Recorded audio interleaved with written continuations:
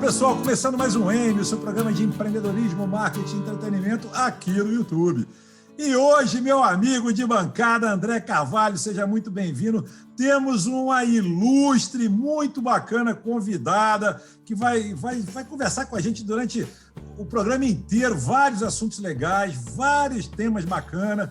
Enfim, temos aqui a Vanessa Parreira, que é, carioca, tricolor, uma pessoa que a gente já está há um tempão para marca e desmarca, essa época de Covid, uma confusão danada, agora a gente conseguiu. Seja muito bem-vinda, Vanessa. Obrigada, Sandro. Obrigada, André, pelo convite. É um prazer enorme estar aqui no M. Empreendedorismo, marketing e entretenimento, minha praia. Assim, sentindo muita vontade. Muito obrigada pelo convite. Pô, seja sempre muito bem-vinda. E a gente diz que quando a prosa é boa, passa rápido. Então vamos começar a prosa, porque quando a gente dá uma vê, o tempo voa. Então, meu amigo André, nosso momento em YouTube, e eu já sei que no momento já vai encaixar a pergunta, então vai me roubar a pergunta. Estou sentindo isso. Olha só, tem vários comentários na abertura. Primeiro é tudo azul, que a gente está de azul. Eu não sei se a Vanessa, mas acho que a Vanessa está de preto. Segundo, você falou que a Vanessa... Hoje podemos falar de futebol. Podemos falar de futebol. Habemos futebol. Aliás, peraí, só um minuto, que eu esqueci, rapaz. Eu não fiz a apresentação formal, estou tão animado aqui com tudo. Eu já passei a bola para você, mas peraí, só um minutinho, que a Vanessa é bacharel em comunicação, jornalismo ou publicidade? Publicidade. Publicidade, é publicitária. Você vê que a gente não combina nada, que a gente nem perguntou isso em off. Sim. Curso de propaganda e marketing na The City University of New York, negócios na América Latina na Harvard Business School, MBA em administração na UFRJ, mais recentemente fez um curso de aperfeiçoamento em gestão de esportes na FGV, e temos muito assunto legal. Agora sim, proprietária, rapaz, agora a pronúncia vai me dar uma rasteira nessa aí. Olha, no português fala Unikelly WSI, mas eu sei que o negócio não é em português. Então, André, me salva aí na pronúncia. Unikelly WSI. Mais ou menos isso. Boa. Muito bem. Isso aí, ó. Que significa We Simplify the Internet, que, segundo a própria Vanessa falou para a gente, uma agência de marketing digital das antigas, poderosa. A gente vai falar sobre isso também. Vamos lá, André. Vamos lá. Já que a gente pode falar de futebol, e você falou que foi difícil, a gente ficou numa marcação cerrada sobre Vanessa, e Vanessa era um atacante bastante ensaboado. E agora você pode botou cabeça de área mais daqueles grupos dos antigos, a gente segurou as pontas, botou 2 cabeças de área e seguramos Vanessa. Não é? Aqui continuamos. E o zagueirão, no melhor estilo Júnior Baiano, pronto. Não, 2 cabeças de área. Nós somos cabeças de área e controlamos aqui, Dunga e Mauro Silva, a exemplo de 94, e controlamos aqui, alcançamos a nossa vitória. Muito falando bem. Em vitória, toda a edição daqui do M é uma vitória, porque sempre tem assunto novo. E agora, se você quer participar desse jogo coletivo nosso, faça a sua inscrição, porque só participa dessa boa jogada quem é inscrito. E aí, acione o sino das notificações. Só que a jogada boa é tabelinha. Então, participe da nossa tabelinha também. E deixa o like, né? E deixa o like também. Deixa o like também. O like vai deixar. A gente fala agora, fala depois. Like. Always like. Vai pro WSI, We Simplify Internet. Isso. Né? Então, Vanessa, como é possível simplificar a internet se ela, em tese, já é bastante simples? É uma ótima pergunta, André. A Unikelly WSI é a minha mais recente empresa. Eu abri ela em 2018. E, na verdade, ela já tem uma história muito bacana por trás. A empresa nasceu no Canadá 25 anos atrás, junto com o Google, quando a internet estava engatinhando, ninguém sabia bem, né, o que ia dar no que a gente tem hoje. Então, a empresa surgiu com essa missão de ajudar pessoas e empresas a alavancarem seus negócios, seus nomes no digital. Então, eu tenho a Unikelly WSI aqui no Brasil desde 2018 porque como o Sandro leu ali, eu sempre fui da área de comunicação. Eu fiz toda a minha graduação em publicidade, e no finalzinho trabalhei em agências de publicidade no meu início de carreira, e no final da faculdade, depois de passar por agências, eu peguei várias eletivas de marketing. E aí ficou ali o bichinho, né? Picou, aí passei por agência, né? Aí eu falei, poxa, legal isso daqui, mas falei assim, olha, eu acho que eu vou passar um tempo, sabe, mergulhada no marketing, muito legal essa bagagem. E aí fiz uma pós em marketing e mergulhei de cabeça. E aí depois juntando, sempre trazendo nessa bagagem, né? Esse viés de comunicação e marketing, passando por diversas empresas, e é isso. Também em 2004, eu abri a minha primeira empresa, sempre fui do mercado corporativo, eu normalmente trabalhava na área de comunicação corporativa e na área de marketing. E aí, depois, né, depois de um tempo de carreira, depois de mais de 15 anos no mercado corporativo, também aí o bichinho do empreendedorismo. Começou ali o bicho carpinteiro, né? E surgiu uma oportunidade muito bacana de dois profissionais que eles já militavam bastante na área de marketing esportivo, né? Sentamos e fundamos nós três uma empresa lá em 2004 chamada FSV, Football Sports Ventures. Foi assim, foi muito bacana. A empresa, assim, recordo as melhores recordações, assim, muito carinho. A gente focávamos muito forte em futebol, eventos, e dentro da FSV, uma das unidades de negócio que a empresa fazia foi um evento que surgiu assim numa conversa, né? Um evento de futebol que nós não entendíamos como que um país que à época já era tetracampeão, né? Um país reverenciado por todos, assim, nas quatro linhas, dentro das quatro linhas, né? Muito respeitado, como que um país aqui como o nosso, com a nossa dimensão, com a credibilidade que nós temos no futebol, não tinha um congresso, um seminário de atualização para os profissionais que trabalham no esporte, né? Então, foi a partir dessa inquietação, desse porquê, que fomos lá e criamos lá o Futecom, Fórum Internacional de Futebol. E recordo com muito carinho desse projeto. Fizemos durante 10 edições do Futecom aqui no Rio, fizemos grandes parcerias. Vanessa, posso fazer só uma interrupção rápida? Porque claro. Você falou de atualização dos profissionais que trabalham no futebol, isso me chamou muita atenção, porque isso é um assunto polêmico. E é um assunto assim que gera, principalmente entre a classe dos técnicos de futebol brasileiro, porque se você parar para pensar, o argentino que está aqui do nosso lado, né, o técnico argentino, ele, além da língua dele natal, ele fala inglês. Né? Todos os técnicos da Europa, eles falam a língua natal e falam inglês. E isso aí já foi comentado várias vezes. Por que o técnico brasileiro é o único que tem uma soberba de achar que não precisa falar inglês, gente? É só o português enfim, e também acha que por sermos, né, sermos assim, o país do futebol, né, os maiores campeões de todas as Copas e tudo mais. Gente, pelo amor de Deus, mas o conhecimento nunca é demais. Entendeu? Eu acho que o mercado se abre muito mais para um técnico que fica mais preparado, que fala outros idiomas. Né? Você vê quais os técnicos que a gente teve aqui que foi para o futebol europeu. Talvez o último, a gente teve o Filipão em Portugal, a gente teve um tal de Carlos Alberto Parreira também, que foi para vários lugares, mas a gente teve o Luxemburgo, que, aliás, eu sou fã dele, viu? Manda um beijo para ele. O Luxemburgo foi para o Real Madrid, né? Foi Real Madrid ou Barcelona? Foi. Real Madrid. Real Madrid. Pois é, mas assim, você não vê uma carreira longa dos técnicos brasileiros lá fora. Quer dizer, posso estar falando uma besteira. Você vê os que, de fato, estudam mais, que reciclam. O técnico brasileiro, eu acho que ele é muito egocêntrico. Eu estou com a impressão errada? há muito tempo atrás, o mercado, eu acho que ele absorvia mais a mão de obra assim, dos brasileiros, né?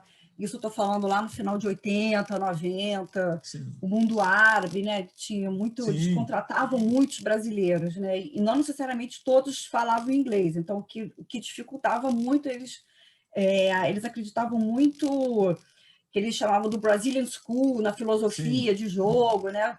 E hoje em dia, assim, isso mudou muito, né? Como você falou, Sandro, o mercado de trabalho, assim, o inglês, acho que para o técnico que trabalha aqui no Brasil, que tenha uma pretensão de fazer carreira, né? Porque é uma carreira que você Sim. hoje pode estar aqui, daqui a pouco você tá num clube lá, como você falou, você Sim. pode ser chamado para ir para a Europa, para o Sudeste Asiático, para qualquer lugar do mundo, né? E aí o inglês é um pré-requisito, mas assim, hoje em dia, a CBF faz um belíssimo trabalho de você ter as certificações, né, que os técnicos precisam ter lá os diplomas, assim, os níveis, para você poder se certificar e poder trabalhar lá fora. Então, estamos hoje em dia fazendo essa equivalência de diplomas, né, que os técnicos lá na Europa, já há muito tempo, e nos Estados Unidos, eles já...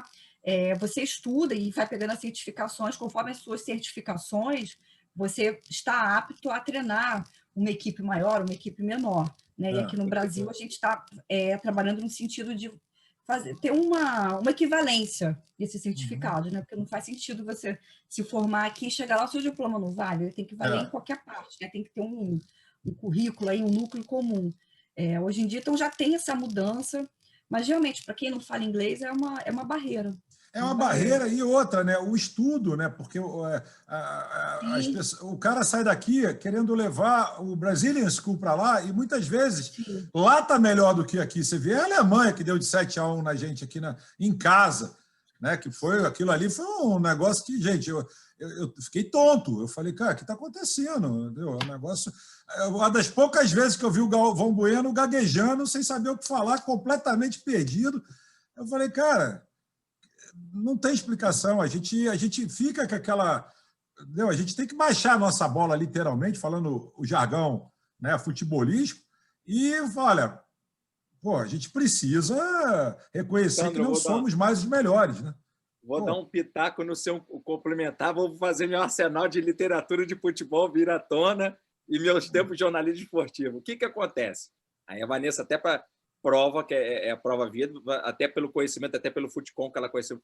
O técnico brasileiro, por essa Brazilian School, ele tinha muito acesso a mercado secundário, a mercado periférico. Então, os Emirados Árabes, você tinha a Ásia, o futebol asiático, o africano. No filé mignon mesmo, ele não entrava.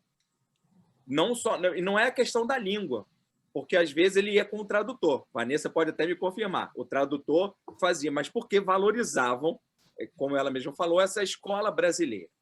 O que aconteceu? Com o tempo, houve esse aprimoramento de estudar futebol como técnica, que o problema do brasileiro não é a soberba, porque ele tem matéria-prima muito grande e praticamente ele é só um gestor de talento. Ele não é um gestor de tática, ele é só um gestor. O cara joga, ele coloca, o cara bota os 11 lá e se vira.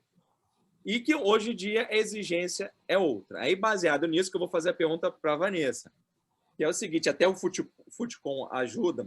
O Brasil não tem essa tradição de entender o futebol como uma técnica. A técnica é inata, ele não estuda, tanto que você não tem uma literatura muito grande de futebol no Brasil, e aí você tem bastantes teóricos de futebol em Portugal, tem muita literatura, então essa nomenclatura que o próprio Tite fala é muito de literatura, 3/4, não sei o que, de português.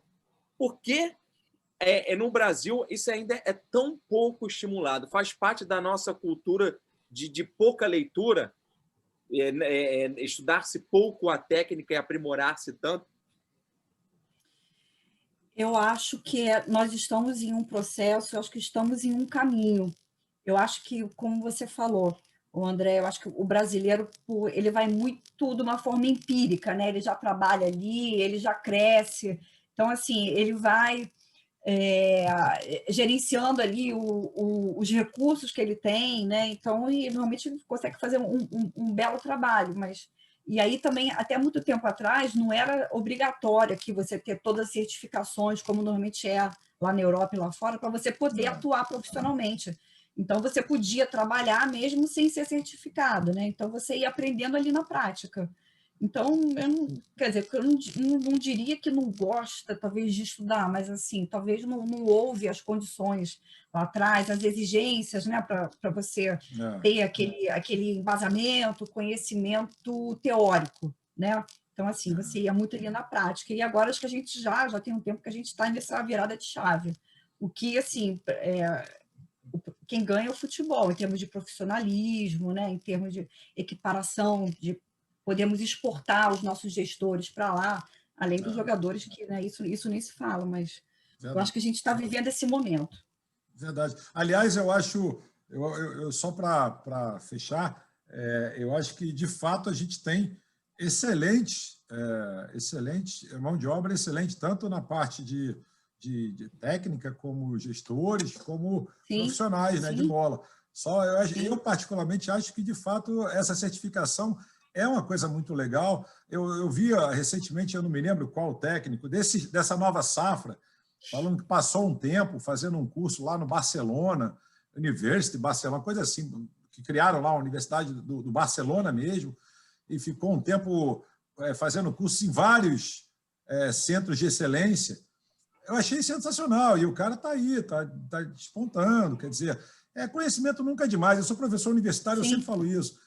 Conhecimento nunca é demais. Você não vai...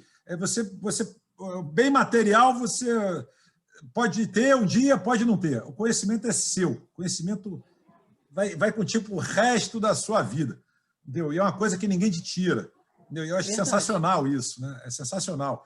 Enfim, e é uma coisa que eu prezo muito por isso. Tanto quando tem essas discussões de hard skills, soft skills e tal, não quero entrar nesse assunto, mas eu sempre defendo um equilíbrio, né? Porque eu acho que a importância do conhecimento acadêmico junto com os soft skills, porque senão também, né? Senão complica o nosso meio de campo. Você pega um técnico tipo o Renato Gaúcho, que quando começar a falar sobre isso, ele não precisa me atualizar. Eu não preciso, quem sabe, sabe. Eu ia falar isso, mas eu ia falar, mas já que você falou, isso foi lamentável, essa declaração. Ele verbalizou isso várias vezes. Lamentável essa declaração. Mas olha só, eu estou muito curioso que a gente conversou, a gente está falando a gente acabou falando de futebol, que é a paixão, né? Não tem jeito, é a paixão de todo mundo, mas o marketing digital, eu não quero perder essa pegada do marketing digital, mas eu também quero falar de uma coisa que a gente conversou em off, que a Vanessa nos confidenciou, que ela agora também, uma das outras funções que ela faz é diretora de marketing do Master Games. Eu vou pedir desculpa de antemão, que eu não faço a menor ideia do que seja o Master Games. Acredito que seja talvez um campeonato Master, né, de futebol e tal, pelo nome, mas eu queria muito que você explicasse o que é, e o que vem pela frente, o que a gente pode esperar aí desse projeto, o Master Games. Vamos lá, Sandro. O Master Games, o Rio de Janeiro ganhou o direito de sediar os jogos, né, que teriam sido agora em setembro, né, já estavam programados já há mais de 2 anos, seriam aqui na cidade do Rio em setembro por causa da pandemia. Logo em março, os jogos foram suspensos e estamos agora trabalhando com uma nova data, com uma nova janela de data. Isso seriam jogos de futebol, Master? Não, na verdade, são 24 categorias esportivas, modalidades, e são 42, se eu não me engano, modalidade dentro dessas categorias. Na verdade, são jogos assim, totalmente assim, diferentes, porque antes de eu entrar no projeto, eu também achava que só podiam participar ex-atletas, né? E, na verdade, não é nada disso. São qualquer pessoa, nós aqui, a partir dos 30 anos, podem se inscrever. Então, assim, são jogos... 30 anos, eu estou com 29, eu com 28 aqui, de repente... Eu vou ter que esperar, eu estava louco para participar dessa, mas eu passo. Então. Mas, assim, são uma grande confraternização, é um movimento muito bacana que acontece, né? É organizado International Master Games Association, a INGA, que fica debaixo do guarda-chuva do Comitê Olímpico Internacional, e tem jogos mundiais, e aqui serão os jogos sul-americanos, né, que vão acontecer. Mas é um projeto muito interessante, pegar tudo e reúne tudo que eu amo fazer, eventos, marketing, enfim, é um projeto pioneiro, a gente tem que usar muita criatividade, temos assim que fazer os jogos acontecer. Agora estamos só aguardando a data para poder botar o time em campo. Provavelmente 2021, né? E tudo Sim, deve ser final de 2021. Estamos trabalhando com a janela de finalzinho de outubro, novembro. Né? Porque no meio do ano é Olimpíadas, né? No meio do ano são as Olimpíadas. Exato. E por isso, quando ter esse overlap aí, jogamos um pouquinho mais para frente do que teria sido, se fosse esse ano, teria sido em setembro. Mas estamos aí trabalhando na data, em breve, novidades, e vou convidá-los oportunamente para, enfim, participarmos lá, serem atletas. Pô, por favor. Apesar da pouca idade... Competidores. Não, Vanessa não convida, né? Só passou. Não, agora não, bicho. Falou aqui, tá gravado. Agora eu vou lá. Tá gravado, registrado. Tá gravado. Eu vou lá jogar, sei lá o que eu vou jogar, mas eu vou. A gente tem 48 modalidades para escolher. Não é possível que a gente tenha 7. Uma modalidade para jogar direito. Sandra, eu vou voltar para o futebol, porque a vida de Vanessa foi em negócios, foi muito em futebol, e assim, futebol é só uma puxadinha. O Futecom vai ter mais alguma edição ou encerrou as atividades? Não, nós fizemos de 2004 até 2013. E aí fizemos essa parceria, tivemos uma sociedade com a FAGA, eventos, e acabou que ficou um evento grande. Enfim, mas descontinuamos. O nome é nosso, né? Ficar lá, mas ainda não temos planos para reativar o evento, né? Fazer novas edições. Como eu falei, você teve a vida muito profissional, muito envolvida com futebol, o Futecom você encabeçou e etc. Isso. As pessoas têm uma visão muito glamorizada do futebol, porque o torcedor move por paixão e ele não entende o mecanismo que há por trás. E esse mecanismo já foi levantado em CPIs, então é muito mobilizada a polêmica. Esse é um mercado. O quão trabalhoso é você trabalhar para o futebol porque todo mundo só vê o resultado. Chega o jogador em campo, jogou, tem o resultado, fez gol e etc. Mas ninguém tem a dimensão do que é o trabalho por trás de quem profissionalmente trabalha com futebol. Não estou dizendo atleta, quem trabalha na estrutura. Relata um pouquinho dessa dificuldade que não tem o glamour. Uma vez eu entrevistei um assessor de imprensa, que ele era do Fluminense, inclusive, ele falou: nós, assessores de imprensa, temos a rotina do jogador de futebol, mas sem ter o glamour e a riqueza do jogador de futebol. André, aqui no Brasil eu não cheguei, enfim, por diversas circunstâncias, eu não cheguei a trabalhar dentro de nenhum clube. Mas eu trabalhei uma época dentro de um clube de futebol nos Estados Unidos, né? Na época que a MLS estava nascendo ainda, né? Major League Soccer. Eu tive esse privilégio ali no MetroStars. Então, eu acompanhei um pouquinho, né? Assim, e realmente é um trabalho muito árduo, né? Você vive em função dali de acompanhar como que está o time, o desempenho, você gerencia os fãs, né, que são a verdadeira razão de existir ali do clube, lá do negócio, mas é um trabalho como outro qualquer em qualquer outra empresa, né? E realmente os profissionais, como você citou, os assessores de imprensa, as pessoas que acompanham as viagens dos jogadores, né, porque é uma vida de muito treino, né? De muita competição, a vida do atleta do futebol, né? É uma vida que, assim, de glamour não tem nada, é muita dedicação, muito tempo longe da família, concentração, jogo, né? Trabalhando na fisiologia, recuperação, se tá lesionado, fica ali. Então, assim, é uma rotina e uma vida muito intensa, né? É uma vida que demanda muito ali do atleta e de certos profissionais como esse que estão ali no campo, né? Como você falou, é quase que, enfim, eu só não entro em campo e não tenho esse reconhecimento, mas é uma rotina puxada. Mas também muito tempo, também para quem ama, quase, desculpa a expressão, é quase uma cachaça, né? Você ama aquilo que faz, você faz com prazer. Não, e o bacana, Vanessa, que você tem você tem uma experiência muito rica, né? Porque eu também passei por várias experiências até fixar a agência, né? Que hoje a gente tem 22 anos no mercado, mas eu estou vendo aqui, você foi gerente de marketing da Mr. Coffee Brasil, passou pelo Ponto Frio, passou pela Rixon, né? Rixon que fala? Rexon foi uma Rexon. empresa de fabricante de latas de alumínio. Você passou pela FSP, Futebol Sport Ventures, XP, né? Sim, a gente... Bem legal. Você tem a agência, a agência Green Digital. Foi a minha primeira experiência assim, no digital. Uhum. Muito legal. É um currículo muito rico, bastante rico mesmo, e com a bagagem, apesar da sua pouca idade, com a bagagem bem considerável, né? Vamos falar que a gente tem aí quase 3 décadas de bagagem, né? Sem querer entregar a sua idade, porque ninguém está aqui para entregar a idade de ninguém. Não. Mas temos pelo menos uns 30 anos de experiência. Sim, com certeza.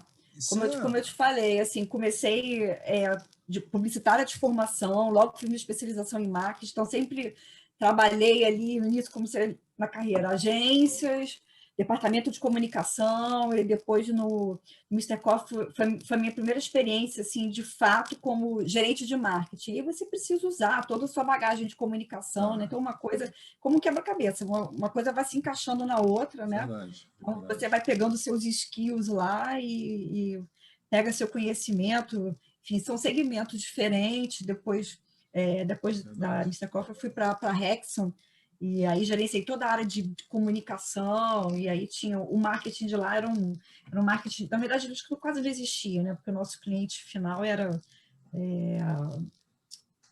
os fabricantes de bebida, mas assim, foi uma bagagem muito rica. Eu estava olhando aqui, muito rica, muito interessante. Gente, eu vou pedir só agora uma pequena pausa para o nosso momento audiência. A gente chega na metade da entrevista. Eu estou falando que passa rápido, desde o início eu falei isso. Nossa. Mas estamos na metade da entrevista, temos o nosso momento audiência. Eu sempre aviso para vocês, meus colegas aqui de bancada, que comentários, se quiserem fazer, tudo bem, se não quiser, tudo certo. Lembrando para você, do outro lado da telinha, que nós prestigiamos quem prestigia a gente, ou seja, nós lemos o post, lemos suas mensagens apenas daqueles que estão inscritos no canal. Quem não está inscrito no canal, só lamentamos, porque, né, tem que ter uma troca, senão não tem graça. Então, assim, hoje, o hype da internet, desde que a gente começou esse programa, março desse ano, né, 2020, o hype sempre teve política, né? É impressionante porque o mundo polarizou, o país polarizou, enfim, tem sempre muita gente falando de política, mas o hype hoje não deixa de ser política, mas está muito dividido entre a vacinação, né, e a política. E algumas coisinhas fofas também que são interessantes, tipo essa aqui, que eu vou começar com uma fofa, da Carlota. Carlota manda para a gente o seguinte: nessa pandemia, meu corpo já sofreu tanto com emagrecer, engordar e emagrecer, que o efeito sanfona, que se você me abraçar agora, eu canto forte um forró. Olha aí, o Davi já falou para você parar de trazer piada de tiozão, cara. Não é piada de tiozão, rapaz. Estão mandando para cá. O que você quer que eu faça? Pode até virar uma piada de tiozão, mas não sou eu, né? Eu não sou o autor disso aí. Enfim, vamos lá. E agora começa também essa aqui é engraçadinha, mas já começa a pegada, pessoal já mais entrando na parte das vacinas, das campanhas e tal. E a Valéria falou o seguinte: veganos, atenção, todas as vacinas contra a Covid-19 foram testadas em animais. Por favor, esperem as vacinas testadas em alface. Ai, meu Deus do céu. É engraçado, gente. Não é piada de tiozão. Vamos para cá e vocês querem que eu faça o quê? Bom, vamos lá. O Anderson ele já começou a engrossar. O Anderson fala o seguinte: os fármacos, né, as produtoras, as grandes indústrias, né, farmacêuticas da vacina exigem total isenção da responsabilidade. O presidente, ele está falando no caso aqui do Brasil, com toda a razão, também vai exigir que quem queira tomar a vacina assuma o risco. Fala a verdade, é super segura essa vacina, né? Acho que teve um tom sarcástico aí nessa pergunta. Eu senti um tom sarcástico. Enfim. Aí vem aqui o pessoal criticando muito o ministro do Supremo Tribunal Federal, Ricardo Lewandowski, que deu aval para que os governos locais passem a estabelecer medidas para vacinação compulsória da população contra a Covid-19. Isso aí está gerando um buchicho na internet absurdo, gente, mas está muito grande. Não dá nem até para ler tanta coisa, porque é muita gente falando muita coisa, uns contra, outros a favor, mas assim, o pessoal está ensandecido aqui com essa decisão. E aqui tem um legal, que a gente também separou, que a Maria mandou para a gente. Maria com 2 As, né? Deve ser internet, linguagem internet, porque eu nunca vi Maria com 2 As. Maria. Mas, enfim, vamos lá. A Maria mandou o seguinte, aspas, é preciso apagar a ideia de que reduzir a desigualdade é coisa de comunista. Isso é, inclusive, uma matéria na revista Trip, do Martin Revalion, ex-economista do Banco Mundial, e eu acho interessante pegar um trechinho aqui, que é um trechinho bem legal que eu separei, que ele diz o seguinte, abre aspas, é preciso mostrar mais às pessoas como a desigualdade é custosa, não é somente ética e moralmente repulsiva, também é uma má notícia ao crescimento econômico. O ex-economista do Banco Mundial, o australiano, que desde 2013 é professor da Universidade de Georgetown, nos Estados Unidos, ele nasceu numa família bem humilde. Então, ele diz que ele viveu esses impactos. E hoje ele é um dos especialistas que explicam de forma mais acessível por que a desigualdade é um dos grandes problemas globais do nosso tempo. E em entrevista ao El País, ele fala das mudanças necessárias para que o capitalismo funcione para todos. Então, assim, tirar essa noção de que desigualdade é coisa de comunista, eu achei legal a proposta, entendeu? Achei interessante a proposta. Sim, isso é polêmico. Não vou comentar porque é polêmico. Sim. Se a gente pegar teorias, né, marxistas e tudo mais... Não, senão vou começar a policiar, assim, tá certo as pessoas... se o capitalismo é muito para o consumo, se você só consumir, nós vivemos num planeta que tem recursos que vão se acabar. E se você se pautar sempre nisso, as diferenças cada vez mais aumentam e quem está em mais vantagem vai querer que se mantenha a situação.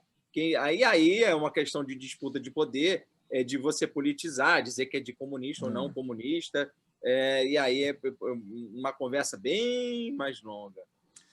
E continuando aqui o Momento Audiência, tem aqui no site da Lula Lacerda, ela dá que os 2 maiores festeiros do Rio pretendem fazer festa de Ano Novo, o André Ramos e a Carol Sampaio. O André Ramos pretende fazer um negócio pequenininho para 30 pessoas na sua casa na Gávea, e a Carol Sampaio pretende fazer também um negocinho pequenininho em Angra dos Reis, só para 900 pessoas, respeitando, né, o espaço com relação à Covid. O distanciamento social. Aí, gente, antes da gente criticar e cair de pau nela, eu corri atrás ainda hoje para ver, chequei, né, apurei, e ela desistiu. Tá? Então, de fato, eu ia pegar pesado agora, mas eu li aqui, na mesma fonte, inclusive, que após a repercussão, né, que foi publicado no site da Lula Lacerda, a Carol Sampaio ela recuou na ideia da festa de fim de ano somente para 900 pessoas, só que ela diz que a festa vai acontecer, não mais com a batuta dela. Entendeu? Aí cabe agora a minha indignação, porque 900 pessoas não é uma festinha, né? Porra. Entendeu? Tudo bem que ela teve o bom senso de pular dessa roubada. Mas, uma festa de 900 pessoas, gente, pelo amor de Deus, cara, isso aí... eu casei, Ano passado não tinha 900 pessoas, pô, tinha metade e estava cheio para cacete. Não, é muita gente, é muita gente. Em épocas de Covid, isso é uma falta de bom. Eu não sei o que esse pessoal tem. Aliás, eu sei o que esse pessoal tem na cabeça para fazer um negócio desse. Porque, desculpa o termo, mas só pode ter merda, só pode ter minhoca na cabeça, alguma coisa, porque as pessoas morrendo. Eu tive já amigos mesmo, amigos morrendo, pessoas próximas morrendo.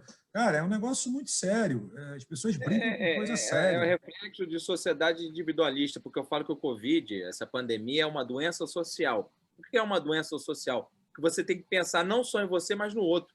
Porque se você pode ser um vetor, você pode ser assintomático, você passa para o outro. Então, não é só você se proteger, é proteger quem está no seu entorno, seja parente, seja vizinho e etc.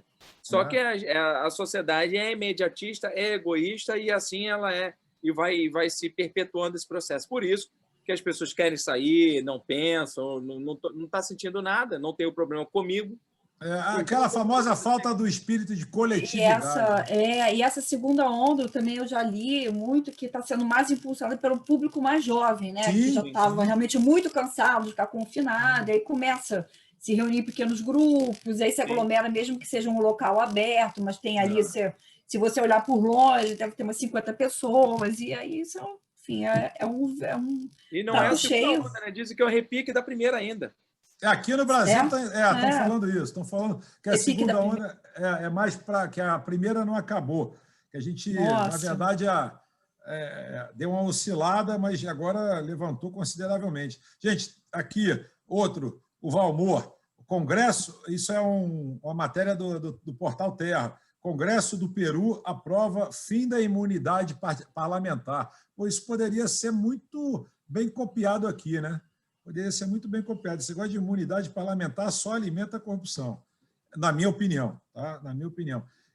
Outra aqui, que saiu no Anselmo Góes, Crivella proíbe festa nos quiosques da praia no Réveillon por causa do Covid. Pô, né? Uma notícia sensata aqui. Não é possível que alguém estava pensando em festa em quiosque de praia. Tudo bem que é aberto, mas... Sim, estão pensando, Sandro.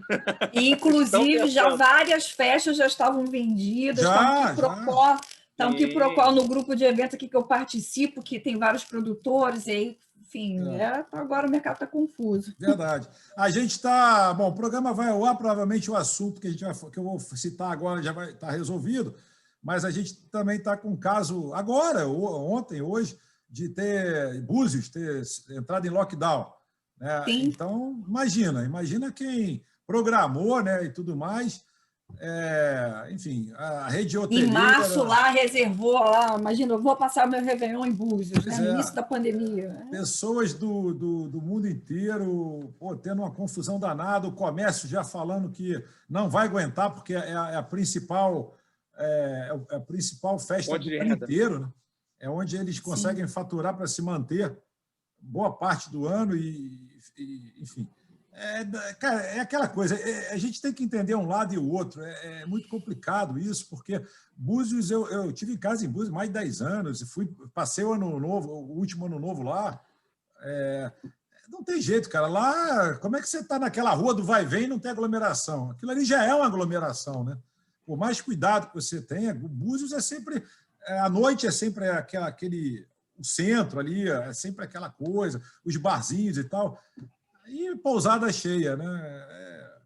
Eu não sou, assim, só para fechar, eu não sou, talvez, a favor do lockdown como forma assim muito, mas fazer, sei lá, diminuir em 50%, em 60%, em 70%, de uma maneira que as pessoas possam andar conforme fosse um final de semana fora de temporada, né? Que aí é tranquilo, aí é gostoso e tal.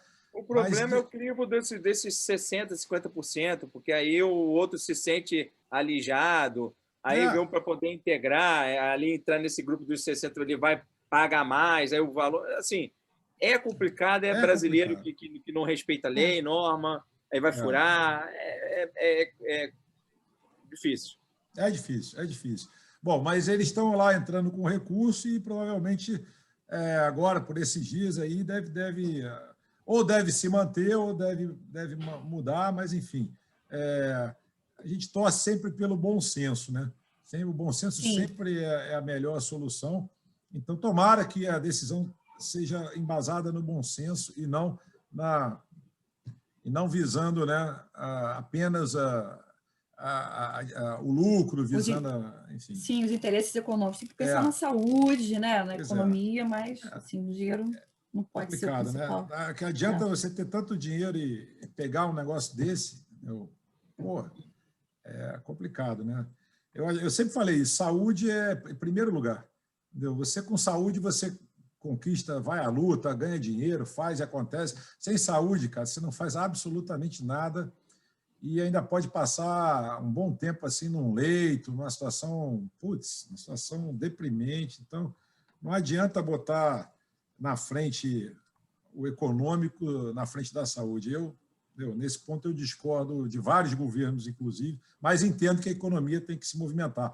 Bom, gente, vamos voltar aqui para o nosso papo, para a nossa área aqui, que a gente já falou de tanta coisa, mas vamos voltar aqui para o marketing digital. E eu vou tentar pronunciar Unikelly.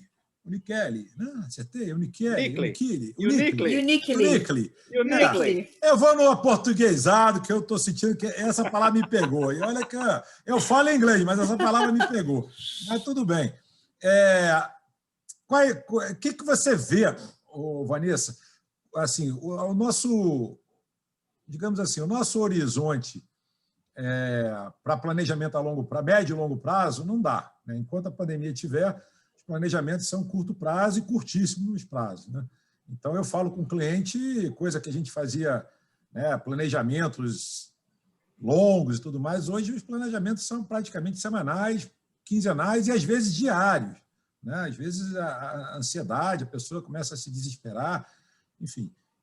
E como é que você está vendo isso? Como é que você está se virando na Unikelly. Fala WSI. Ótimo, porque esse nome não deu para mim. Confesso que eu não consegui. WSI. Bom, 2020 foi um ano que pegou todas as empresas. Imagina as grandes que já tinham aquele budget, que fazem aquele planejamento anual, né? Assim, e que talvez sejam mais engessados, estão desde os grandes até os micros empreendedores individuais.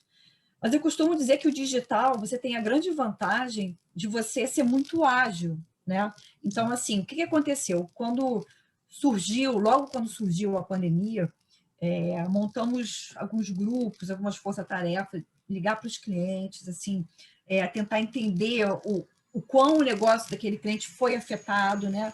E tentar fazer junto com cada cliente talvez um novo planejamento que fizesse sentido para esse momento, né? Então, assim, clientes que a gente tinha clientes de bebida, que nunca tinha feito o e-commerce, que não era prioridade. Esse cliente, ele era um distribuidor de bebidas, mas ele trabalhava muito com eventos, né? Ele tinha lá o produto, ele fazia muitos eventos, casamento, formatura, festa de 15 anos, né? E quando surgiu a pandemia, o e-commerce era um projeto que ele pensava assim, um dia pode ser, né? Não é aqui o meu ganha-pão, né? Então, de repente, quando aconteceu todo esse cenário, né? Março, abril, ele pensou, caramba, o que eu vou fazer, né? Então, assim, implantamos rapidamente o e-commerce e hoje ele está muito feliz. O e-commerce é um dos principais canais, né? Então, assim, só um dos exemplos de como é que a gente teve que agir muito rápido, de acordo com o negócio do cliente, de acordo com a situação, para a gente poder adotar as estratégias certas, né? E acredito que a sua demanda deve ter aumentado, né? A sua demanda deve ter aumentado consideravelmente. Nossa, demais. Porque demais. A gente está com isso também. A gente agora deu um overbook de demanda que a gente tem que até segurar. Né? É muito. Se é que a gente pode falar um lado bom, entre aspas, de uma situação toda catastrófica, pelo menos, né? Essa parte, digamos, profissional, né? A gente trabalha exatamente com... Né? Porque hoje, se você não está na internet, você está fora do game. Isso. Então, assim, e até as empresas que tinham uma presença muito tímida ali na internet tiveram que descobrir, né? Empresas, às vezes, tradicionais, como, às vezes, a padaria do seu condomínio, que mora ali. Gente que teve que fazer entrega pela internet, teve que botar nas redes sociais, fazer uma página no Face, uma página no Insta, receber pedido por ali. O pet também, que você não podia mais ir lá levar o cachorrinho, aí o pet digitalizou também. Digitalizou. Então, assim, a gente viu, assim, se a gente pode ter a ousadia de dizer que uma das coisas boas que a gente vai levar desse aprendizado, desse ano difícil, né, foi que, assim, a digitalização como um todo, né, que para certos segmentos, certos negócios, assim, era muito tímida, até a própria educação, né, ensino, né, as crianças, assim, de uma hora para outra, né, é claro que ensino para adulto, né, a gente já tinha um pouco dessa cultura do EAD, né, ou EAD também, não sei como é que a gente pronuncia. EAD, mas, agora eu te peguei, EAD. Agora é EAD. Agora você me pegou. A cultura do EAD, mas, assim, isso não era uma realidade presente na educação infantil, ensino fundamental, ensino médio, né? Então, assim, e ano que vem vai ser uma coisa que muitas escolas, eu já vi que já estão se adaptando para o ensino híbrido mesmo, que isso possa até vir a ser uma opção mesmo, uma escolha, caso o estudante e a família concordem. Então, assim, só para mostrar como houve essa ruptura, foi uma ruptura muito significativa. Mas você falou num segmento que mexe com a gente aqui, mexe comigo, mexe com o André, é o segmento da educação. Educação, de fato, a gente dá uma balançada quando a gente fala nesse assunto, porque qualquer país que quer ser desenvolvido, qualquer país que quer almejar alguma coisa, tem que começar pela educação. Vi de vários exemplos aí, como Dinamarca, Suécia, Noruega. E o que é pior, né, uma notícia super horrorosa que a gente teve agora também, é que o Brasil ainda caiu na posição do IDH, né, caiu 5 posições no IDH, enfim, uma coisa lamentável. E você ainda pega a situação que vão acabar com o Fundeb, né? Pois o Fundeb está virando objeto de chantagem dentro do Congresso, que é estranho. Então, como você vai ter um cuidado com a educação, se a educação é objeto de barganha, e a educação tem que sempre ser um segundo plano. E de barganha política, e não visto como uma prioridade nacional, né, onde todas as esferas de governo deveriam se unir para poder aprovar um plano nacional conjunto. Eu concordo. Você não vê um país, uma potência desenvolvida que não tem educação como uma das suas prioridades de governo. Tem um case sensacional, que eu não sei se é Noruega ou Suécia, que em 20 anos eles ficaram entre os 5 países com maior IDH, em 20 anos investindo em educação. Eu não me lembro exatamente qual é o país, mas ou é a Noruega ou é a Suécia, que em 20 anos eles fizeram um investimento forte, e de um país mediano a medíocre, como estamos agora aqui no Brasil, eles passaram a ficar entre os 5 primeiros no ranking do IDH mundial. Mas, Sandra, a gente bate naquilo falou há alguns minutos atrás, da reação das pessoas a ter que ficar contida e não sair, que eu falo sobre egoísmo, né, e o imediatismo. Então, as pessoas não têm a consciência de um longo prazo, né? E assim, para a comunicação é difícil você ter empresas que pensam num longo prazo. Tudo bem que você já falou que é resultado rápido, e educação é um investimento para frente. Então, se você pega... vou dar 2 exemplos no Extremo Oriente, né? Você pega a Coreia do Sul e você pega a China. A China tem um plano de 50 anos, e eles tinham paciência. E aí você pega a Coreia, para não ver polaridades políticas, né? Aí você pega a Coreia do Sul, que era o segundo escalão, ela ficava bem atrás do Japão, mas ela investiu, teve paciência, né? E colhe o resultado. Tem uma expressão que agora eu vou errar a fruta. Parece assim: quem planta tâmaras não come tâmaras, né? Porque a tâmara parece que ela só vai dar demora quase 100 anos, né? E só vai dar frutos à frente. Então, para a classe política nossa, grosso modo, ela quer resultado imediato. Ela é clientelista, ela quer resultado imediato. Ela não vai pensar assim: vou fazer algo que eu não vou usufruir. mas eu vou fazer algo que a minha nação vai usufruir, o povo que vota em mim, que me tem como uma responsabilidade, vai usufruir disso. Não existe esse pensamento de longo prazo, saber que agora vamos ter que peneirar, vamos sofrer, né? Vamos bem religioso, vamos ficar no deserto, para depois a gente chegar num outro momento difícil. Aí trago a associação para o futebol, que aconteceu com o Flamengo. Vamos passar um tempo sem título, com um time fraco, que nós vamos guardar, porque vamos viver tempos de bonança, que em tese é agora, mas de repente pode se modificar. Mas André, no caso da educação que a gente falou agora, o que me preocupa é o tal do termo que o pessoal usa muito, principalmente essas edutechs, sei lá como é que fala isso, eu chamo de edutechs, fintechs, healthtechs e tal,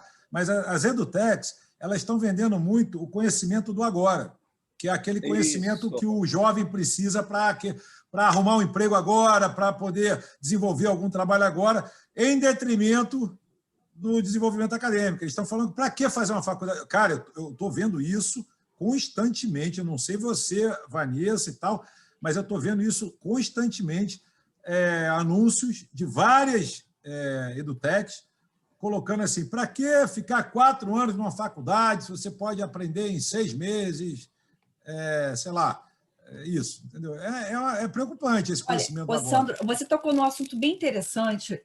Acho que foi há 2 ou 3 anos atrás, eu participei de um congresso em São Paulo, do Startse, né? E justamente o tema era sobre eu acho que são edutechs.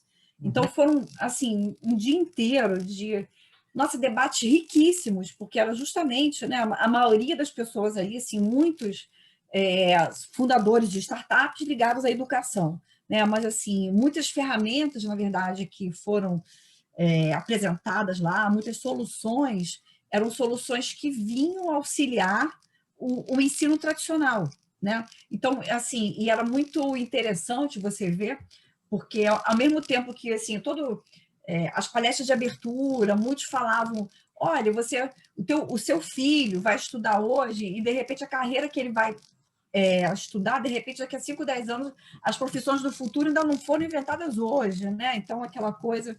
E, ao mesmo tempo que foi feita essa abertura, né, para todo mundo pensar nas profissões do futuro, a maioria dos painéis eram de docentes que vinham de sala de aula, de faculdade, né, falando assim, que é muito difícil você substituir aquele ambiente ali, né, ali de interação direta entre o professor e o aluno, a troca entre os alunos, aquele aprendizado, que justamente ali é o core business da troca, da onde que surge o aprendizado. E as ferramentas são acessórios, né? São assim, são meios que facilitam esse aprendizado. E aí o desafio era como inserir essas ferramentas nas salas de aula, como inserir essas ferramentas na vida acadêmica do aluno, para ele se interessar mais em estudar, para se ter menos evasão escolar, que, claro, é um assunto que, né, aqui no Brasil é um assunto muito presente aqui, a gente tem um alto índice de evasão escolar, então, assim, e foi um congresso maravilhoso para você pensar do contraponto olha, educação como a gente entende hoje, mas eu acho que no futuro, né, não vai ser, aquela velha discussão, né, quando surgiu a internet, o jornal de papel vai desaparecer, o livro vai desaparecer, né? Gente, até hoje o livro não desapareceu. Não desapareceu. O jornal não desapareceu. E eu, que sou uma pessoa que amo ler, sou ligada em tecnologia, eu não consigo ler um livro no tablet ali. O livro, para mim... Eu também não. Eu também não. Bem-vindo ao time. Eu também não. Eu só tenho que ser livro físico. O livro, para mim, tem que ser um livro físico. É todo um ritual, uma relação com o livro. Né? Então, também. Assim, eu acho que fazendo um pouco essa analogia, a educação também vai ter que ser reinventada, é muita tecnologia surgindo, mas certas coisas não tem como substituir, né? Então a gente também acho. É a geração da reação. Então todos estão sendo preparados para reagirem.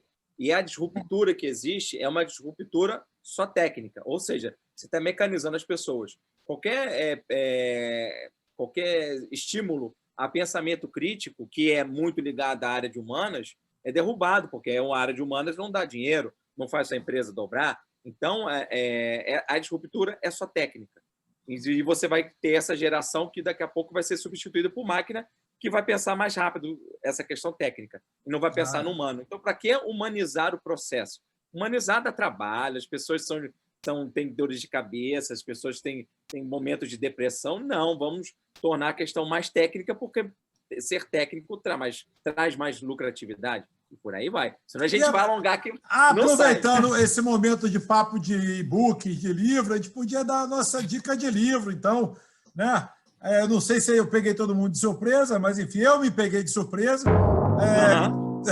Pegou o gancho, você pegou o gancho. Eu peguei o gancho, mas eu me peguei de surpresa, porque eu separei aqui, eu tenho que só dar uma olhadinha. Alguém quer começar para dar tempo de eu olhar a minha dica de livro? Alguém já tem uma dica de livro aí preparada? Já tenho, Sandro. Você sabe que eu não tenho, mas acabo tendo. Vamos lá. Então, vamos embora, vai para a sua. Vou remontar o princípio do que a gente falou, de que no Brasil não se estuda muito a questão de teoria do futebol. Vou trazer um dos arcos da velha, o primeiro tratado do futebol no Brasil. É o Negro no Futebol Brasileiro, do Mário Filho. Então, ele é considerado... A primeira vez que eu li, eu tive que comprar num sebo, ele estava sem capa. Então, assim, porque tanto falavam deste livro, que eu falei assim, eu tenho que comprar. E realmente é você pegar aquela literatura de 1900 antigamente, que eu não lembro agora o ano da redação desse livro, você pegar a escrita do Mário Filho, né? Não é como a do Nelson Rodrigues, mas é bem similar. E aí você vai se deliciando e vendo assim, também a visão da época, né? Essa visão... não vou dizer que é preconceituosa, mas a visão da época sobre o negro, de exaltação, não de igualdade. Então, tinha os preconceitos e os preconceitos para cima e preconceitos para baixo. Então, assim, é fabuloso fazer essa leitura, sabendo que é uma escrita antiga, né? Acho que, se duvidar, não tem quase 100 anos. Né? Depois eu faço a pesquisa aqui, quando vocês derem a dica, eu vou caçar aqui de quando foi a autoria, mas, assim, é a fabulosa leitura para quem gosta de futebol e para quem tem prazer em ler sobre futebol. Muito bem. Eu achei minha dica aqui, ó. Minha dica aqui chama-se A Marca da Vitória, do Phil Knight, uma autobiografia do criador da Nike, desculpa. Nike. É sensacional. Para quem gosta de esportes, é uma leitura obrigatória, porque, primeiro que todo mundo acha que o cara da Nike só acertou a mão de primeira, né? E não acertou. Ele quebrou várias vezes, tem muitas histórias legais, é uma história muito engraçada, é muito cheia de suspense, enfim, é muito legal. Assim, tem vários ícones do esporte, tipo André Agassi, essa galera que a Nike, né, acaba dando contratos patrocinando e tudo mais. Então, é muito legal. A Marca da Vitória, autobiografia do criador da Nike. Uma das coisas que eu falo sempre quando eu dou esse livro de dica é que, para mim, a Nike é o maior exemplo de uma pessoa, de uma assertividade numa marca. Cara, um tiquezinho que é conhecido no mundo inteiro. Você não precisa escrever, você não precisa nada. Esse tiquezinho que tem, qualquer lugar do mundo sabe que é Nike. Cara, isso deve ser uma coisa para um publicitário, para um marqueteiro. Fantástico. Não é? É o máximo, né? Um negócio, reconhecimento de marca ali na veia. Na veia, cara. E sem estar o nome por extenso. É um tique. Né? E ele conta como é que ele chegou nesse tique, que eu também não vou contar para não dar spoiler para o pessoal poder, né, ler o livro, que é muito bom, muito bom. Eu vou dar o meio spoiler, que é Deus Anique. Mas é sensacional. Bom, Vanessa, sua vez de dica de livro. Peraí, Vanessa, vou completar a informação. A primeira edição do Negro no Futebol Brasileiro, 1947. O ano que você nasceu. Ó, que brincadeira. Nem meu pai nasceu nesse, meu pai nasceu antes. Olha, a dica de livro, Inteligência Emocional 2.0.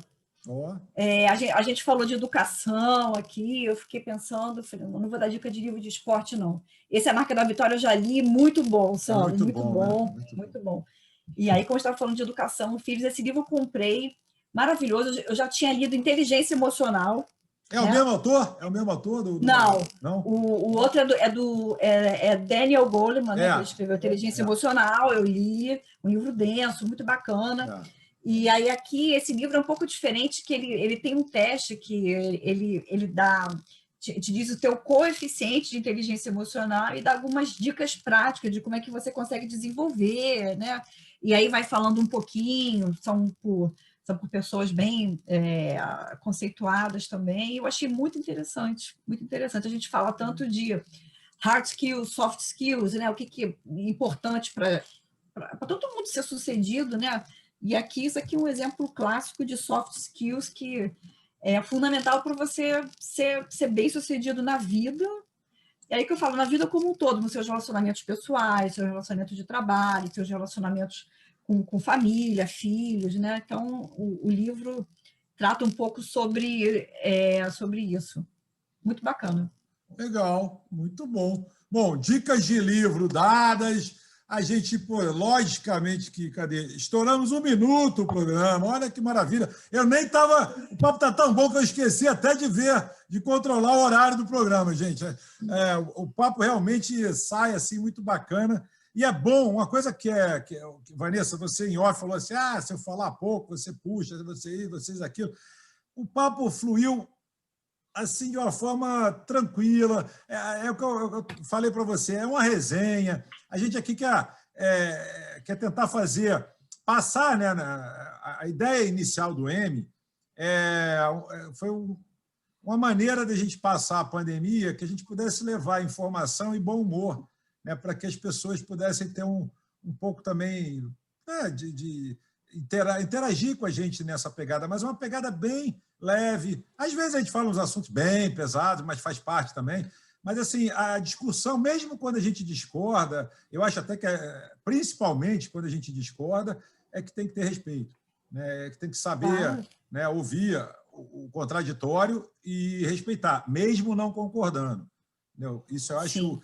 Isso falta muito para a gente. O brasileiro não tem essa educação, entendeu? Está faltando muito, de longe, isso. E eu falo até pela polarização que a gente vive hoje, ou você é de direita ou você é de esquerda. Não, cara. Por que você tem que ser ou de direita ou de esquerda? Você não pode, sei lá, estar ali meio que no centro, sem ser o isentão, entendeu? Sem ser... Sei lá, as pessoas rotulam muito isso. Isso me assusta muito, né? Esses extremos me assustam muito, entendeu? E eu costumo dizer para o jovem também, que é uma coisa que a maioria não gosta muito de ouvir isso, mas, enfim, não tenha político de estimação. Político é para ser cobrado. O político, quando você elege, ele é para fazer o que ele prometeu, é para ser cobrado, não é para você ficar endeusando, ou seja lá quem for, eu não estou falando parece que eu estou falando do Bolsonaro, né, porque ele tem o apelido de mito, mas não estou falando dele, não, estou falando em geral. É Lula, é Ciro, é quem for.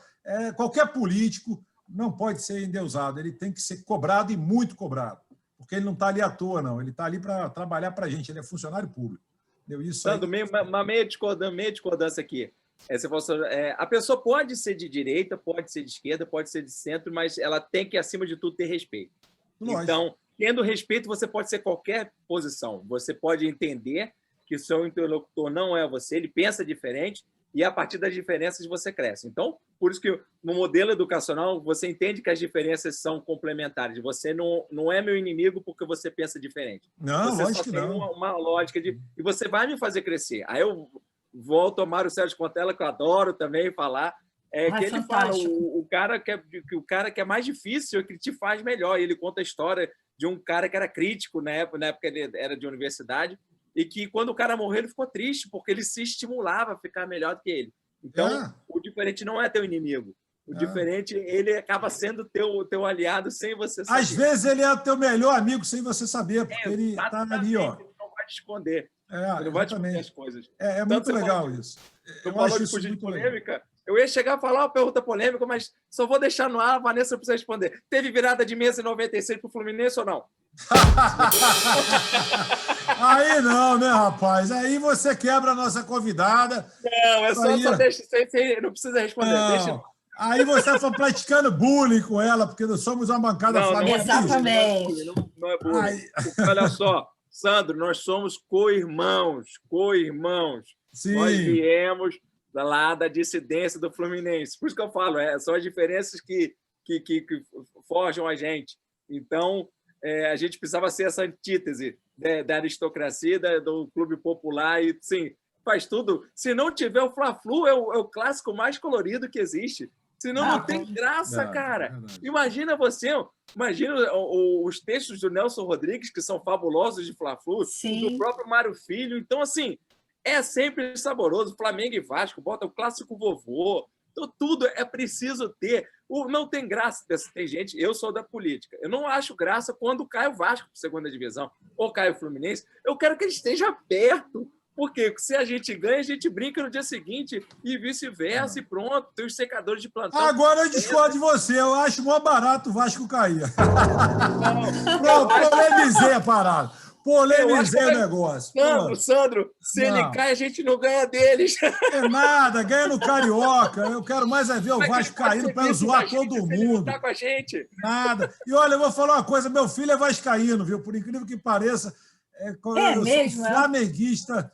Total flamenguista. A culpa é de quem, Sandro? Não é minha, né? É da mãe.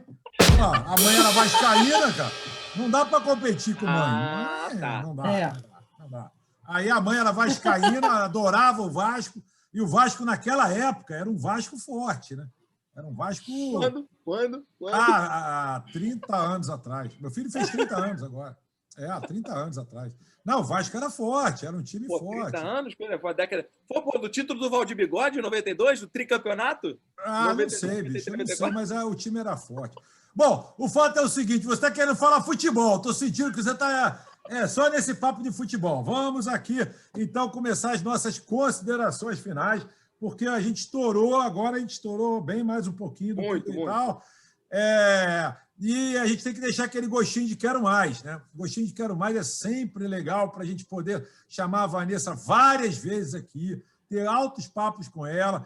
Eu prometo, Vanessa, que esse rapaz aqui não vai falar tanto de futebol da próxima vez, porque ele é empolgado, e aí ele vai que vai mesmo. Mas eu prometo que vou falar com ele, que cada vez que ele fala em futebol, agora eu travo o microfone dele. Mas como é que eu posso fugir do assunto com a Vanessa? A Vanessa, o tempo todo, a vida profissional dela foi grande parte de futebol. Não vou nem falar de vida pessoal, mas a vida profissional dela. Como é que a pessoa que cria o Futicom não vai falar de futebol? É inadmissível. É o crime de lesa pátria, Sandro. O VAR para você, mas o futebol em si é mais eu acho que mais o papo aqui de gestão, da parte de marketing, né? Essa parte que a gente fica brincando aqui de Vasco dos anos. Não, mas a gente traz o assunto. Trago. É assim, é aquela coisa, o jogo como o jogo de forma geral, o futebol, a gente tem muita associação com a vida. O futebol é muito do que a gente é. Então, ia ser... o esporte como um todo, né? Eu acho que o futebol alemão é muito da essência do alemão, aquela essência regrada. Então, assim, ele fala muito... Peraí, não associa futebol com alemão, não, cara. Você, porra, tu tem que logo falar isso no final do programa. Tá bom. O futebol inglês, os ingleses... Tá bom. Jogam a essência... Melhor. Por isso que estão contratando jogadores de outros países para poderem mexer. Eu já vi que o editor vai sacanear essa tua fala aí. Eu tenho certeza que ele vai zoar. Vai não, ele é um cara bom. Ele vai zoar porque tu falou isso, ele vai meter um 7-1, tu vai ver só, vai. O Regra 3 veio aqui, já assinalou mais 5 minutos de programa, e dentro dos 5 minutos eu vou falar aqui agora para despedir, agradecendo a Vanessa, nesse programa muito leve, falando de futebol e assuntos sérios de forma muito leve, que é o que deve ser. Dessa forma que a gente consegue aplicar muito mais, a gente consegue absorver mais, e de forma lúdica, e a gente consegue tocar em assuntos muito, muito sérios, assuntos profissionais, assuntos de política, assuntos de saúde, assunto de regra social, assunto de educação. Então, como é um assunto muito caro para mim, para o Sandro e para você também, a gente conseguiu trazer dentro desse nosso período de encontro pela primeira vez, todos os encontros e com a audiência também, é um encontro pela primeira vez, a gente consegue trazer assuntos assim e deixar sementes para uns próximos encontros para uma próxima oportunidade que você venha aqui a comungar conosco. De repente, a bancada tenha mais uma outra pessoa, dos seus conhecimentos, da sua experiência de vida. Com certeza, essa parte de fim de ano vai passar, a gente vai estar com o time completo aqui. Eu queria, antes de passar a bola para Vanessa encerrar o M de hoje, eu queria agradecer você que já nos acompanha aqui no M, sejam todos sempre muito bem-vindos. E para você que está assistindo o programa pela primeira vez, propomos análise e reflexões sempre com muito conteúdo e bom humor. E, por favor, deixe seu like, ative o sininho, se inscreva no canal, porque a gente sempre traz aqui uma pessoa muito bacana, uma pessoa muito legal como a Vanessa. A gente corre atrás de convidados muito legais, que tenham, de fato, conteúdo, que saibam...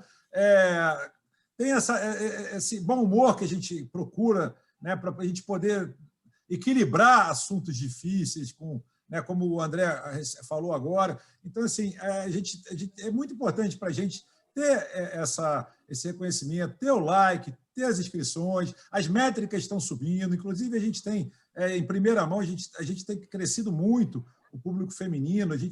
O programa começou com 90% de homens e 10% de mulheres, hoje a gente está quase 50-50, a gente está quase, entendeu? Então, assim, é muito legal que a gente está vendo a participação das mulheres também mais ativamente aqui no canal, a gente está vendo o tempo que as pessoas passam assistindo o programa, tudo isso está na meta, estão nas métricas. Então, eu queria agradecer muito e dizer para vocês que toda a equipe, falar em nome de toda a equipe, a gente, de fato, faz esse programa sempre incentivado por vocês aí do outro lado da telinha. Então, assim, continue incentivando a gente, porque a gente está com muito gás ainda, tem muitos planos ainda, a gente não pretende parar tão cedo, mas a gente precisa dessa retribuição, desse feedback, né? Então, agora é com a nossa convidada para lá de especial, Vanessa Parreira. Você encerra do jeito que você quiser o M de hoje. É contigo agora. Olha, não sei nem como é que eu vou agradecer, como é que eu vou encerrar um programa que foi tão alto nível, foi um programa fantástico, mas eu queria começar assim, de coração, agradecendo o convite. Amei participar desse bate-papo, de falar sobre os assuntos que eu mais gosto de falar. Senti muita vontade, acho que a gente trocou muita informação que certamente vai ser de muita relevância para quem está assistindo o canal, e realmente só tenho a agradecer. Obrigada pelo convite, espero participar mais vezes. Não tem a menor dúvida disso, vai participar muito, vai virar nossa sócia-atleta aqui. Gente, Opa! Eu adoro... Com certeza, você vai ver só. Eu adoro. Inclusive, você falou que tinha uma pessoa que queria trazer aqui para bater papo com a gente. Pode trazer ele, a gente está com a bancada reduzida. Vou trazer. Então pode trazer, porque aí a gente bate papo com mais gente aqui, fica mais legal, fica mais... o assunto, né, fica mais plural, né, mais diverso. Então, se ele for bom, então, de polêmica, vai ser ótimo, porque a gente adora também tocar uma polêmicazinha aqui, outra ali. Mas, enfim, muito obrigado, Vanessa, pela sua presença, pela sua disponibilidade, pelo carinho que você atendeu a gente tentando, né, agendar com você esse tempo todo aí. Então, muito obrigado mesmo pelo carinho dado para a gente aqui. A gente leva isso muito, muito em consideração. É muito bacana mesmo. E eu queria dizer, um momento que eu adoro, é quando eu falo, gente, mais um programaço. Muito obrigado, meu amigo de bancada André Carvalho. Muito obrigado, Vanessa Parreira. Muito obrigado para você que está do outro lado da telinha até agora. E a gente se vê sempre de segunda a sexta-feira aqui no M no YouTube. Valeu, pessoal. Beijo e abraço.